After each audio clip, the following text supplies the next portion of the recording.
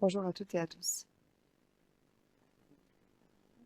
L'impuissance qui secoue. Je suis médecin, anesthésiste réanimateur et spécialiste des centres de lutte contre le cancer. J'ai prêté serment pour me dévouer à la santé de mes semblables. Une fois diplômée et en poste dans un centre de lutte contre le cancer, j'avais le sentiment d'arriver trop tard. Le patient était déjà malade. Mon rôle alors, soigner, soulager, guérir. Mais ce que je voulais au fond, c'était empêcher la maladie d'arriver. Une frustration grandissante s'installait.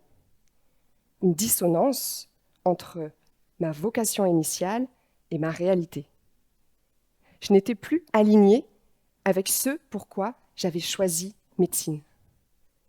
Je pensais qu'en faisant médecine, j'allais pouvoir prévenir les maladies, permettre aux gens de rester en bonne santé le plus longtemps possible. Bon, en fait, j'y étais pas tout à fait. Voire même pas du tout. Et si on agissait avant la maladie? Et si le vrai rôle du médecin, c'était d'éviter que ça n'arrive? Ou bien, peut-être n'était-ce pas son rôle? Après tout, qui va voir un médecin quand tout va bien? Le déclic. Il y a eu les nombreuses histoires de vie des patients, très souvent semblables. Les mêmes peurs, les mêmes freins, les mêmes tabous, les mêmes oublis. Je me souviens par exemple de... Ah oui, j'ai peut-être reçu un courrier ou une invitation que j'ai oublié. Ou bien, mais je ne me sentais pas concernée, je ne me sentais pas à risque. Ou encore, je bois pas, je fume pas, je fais du sport, je mange des légumes verts. Pourquoi je me ferais dépister? Et puis un jour, il y a eu mon père. Et là, plus de blouse blanche pour faire écran. Juste une fille face à son impuissance, confrontée à la maladie, dans sa chair et dans son cœur. Comme certains d'entre vous ici, puisqu'on est nombreux dans cette salle à être confrontés à la maladie, personnellement ou par un proche. Et puis je me suis réveillée un matin avec une certitude.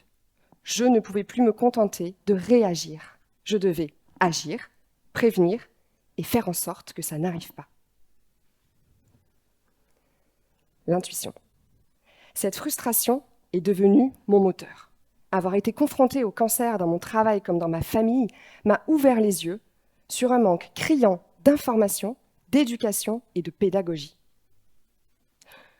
Je me suis alors demandé, pourquoi si peu de gens connaissent le dépistage? Pourquoi si peu de gens font leur dépistage? Pourquoi tant d'idées reçues? Et pourquoi la prévention n'est-elle pas naturelle et désirable dans notre pays? Alors, j'ai sauté dans le vide, sans parachute, pour entreprendre et agir autrement. J'ai quitté ma blouse, renoncé à ma carrière de médecin, à son confort, à sa sécurité financière. Pourquoi? Pour une idée, une intuition. Il faut parler de prévention et en parler autrement. L'alignement. Bousculer la culture de la prévention a provoqué en moi des bouleversements inattendus, comme une sorte de révolution professionnelle et personnelle. Je me devais d'aligner ma tête, mon cœur et mon corps. Pendant longtemps, je ne faisais pas confiance à ce que je ressentais. Je fuyais mes émotions. J'étais irascible, intolérante, frustrée. Je redoutais cette petite voix intérieure que je préférais soit contrôler, soit ignorer. En osant suivre mon intuition, en écoutant cette petite voix intérieure, j'ai mis dans ma vie plus de joie, plus de justesse, plus de sens et plus de liberté. Aujourd'hui, je ne veux plus seulement me définir par ce que je fais, je veux être. Avant, je vivais avec des to-do list. Aujourd'hui, je rêve de to-be list. Le doute. Et puis un jour, je suis apparue dans le classement des 40 femmes Forbes, magazine que je connaissais même pas. Mais là, tout m'est revenu. Toutes les fois où on a douté de moi, où on m'a jugé, freiné, découragé. T'es nul en maths, t'auras jamais ton bac, t'auras pas de mention en tout cas. Okay. Médecine, trop difficile pour toi, t'y arriveras pas. Et plus récemment, tu comptes quitter ta carrière de médecin, tes 13 ans d'études, pour une petite idée, une lubie? T'es pas un peu idéaliste? Et puis bon, t'as pas l'âme d'une entrepreneur. Je dis on, mais ce on, parfois, c'était moi. Je me mettais mes propres barrières, par peur, par conformisme, par manque de confiance. Alors j'aimerais en profiter pour vous dire quelque chose aujourd'hui. Ne vous rajoutez pas vos propres chaînes. Il y en a déjà assez comme ça. Le doute des autres est inévitable, mais le vôtre, vous pouvez le choisir. Chacun a ses forces, ses talents. L'expérience devient compétence. On apprend en marchant, en tombant, en recommençant. Pour moi, il n'y a pas d'échec, seulement des apprentissages. Alors on peut vouloir se challenger soi-même, on peut vouloir prouver aux autres qu'ils ont tort. Pour moi, c'était un peu des deux. Mais peu importe ce qui vous pousse, ce qui vous motive, tant que vous agissez, tant que vous vous écoutez. L'action. La prévention, c'est agir en amont, quand tout va bien, justement pour que ça dure. Mon objectif, prévenir maintenant pour avoir moins à guérir demain. Et le faire de façon simple, positive, sans injonction ni culpabilisation. Mon idée, créer une sorte d'agenda de prévention, de rendez-vous avec sa santé. Un outil pratique, concret, pédagogique, qui s'adapte à chacun, selon son âge, son sexe, ses antécédents, son mode de vie, et qui nous guide vers une bonne santé durable. Parce qu'aujourd'hui, encore, trop d'idées reçues persistent. Beaucoup pensent que le dépistage, c'est quand on a des symptômes. Faux. C'est justement quand on est en bonne santé que le dépistage sauve des vies.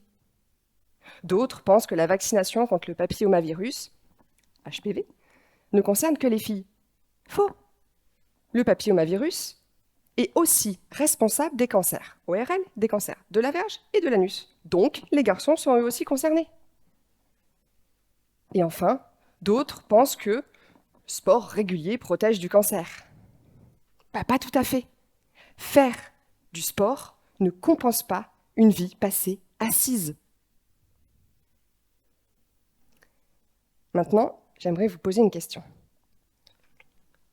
Qui va voir un médecin quand il se sent en pleine forme? Est-ce finalement le bon acteur pour porter la prévention? Ne faudrait-il pas repenser les rôles et créer des nouveaux métiers? J'aime à imaginer un préventionniste ou un préventologue formé pour sensibiliser, accompagner, éduquer. J'aime à imaginer une assurance santé aux côtés de l'assurance maladie. Car oui, la santé se soigne autant que la maladie. Saviez-vous que le cancer reste la première cause de mortalité prématurée en France et qu'il touche de plus en plus de jeunes adultes? La bonne nouvelle, c'est qu'on peut éviter près d'un cancer sur deux grâce à la prévention et au dépistage. Il est temps d'agir, non? Prévenir, ce n'est pas s'angoisser pour demain, c'est se donner une chance aujourd'hui. Car la prévention n'est ni une contrainte, ni une injonction. La prévention, c'est un pouvoir. Le pouvoir d'agir. Je crois au pouvoir de la petite action. Un rendez-vous avec sa santé, un rendez-vous de dépistage, une conversation avec un proche qui n'ose pas consulter, une prise de conscience comme l'idée de regarder son agenda différemment avec l'envie de prendre soin de soi.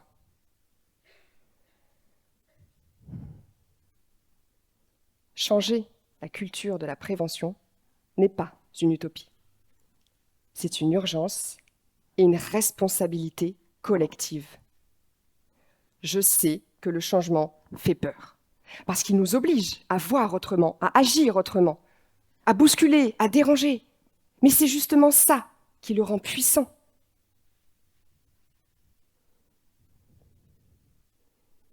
C'est comme une nuée des tourneaux ou d'origami. Chacun bouge un peu et tous les seins se transforment.